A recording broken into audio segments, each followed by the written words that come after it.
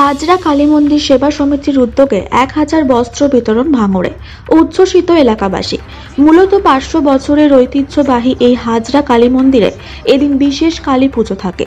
আর এই কালী পুজো উপলক্ষ করে সোমবার অর্থাৎ 18ই ডিসেম্বর ভাঙড় বিধানসভার অন্তর্গত হাজরা কালী মন্দিরের শেখ সাবিরের উদ্যোগে শীতবস্ত্র বিতরণ ও পৌষ মেলার আয়োজন করা হয়, যেখানে 1000 মানুষের হাতে এদিন শীত বস্ত্র বিতরণ করা হয়।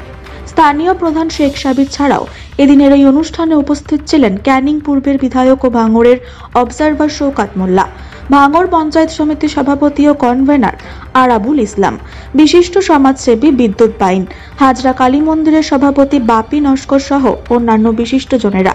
সব মিলিয়ে এদিনের এই অনুষ্ঠানকে কেন্দ্র করে সাধারণ মানুষদের মধ্যে বাড়তি উন্মাদনা ছিল, যা ছিল সত্যি চোখে পড়ার মতো।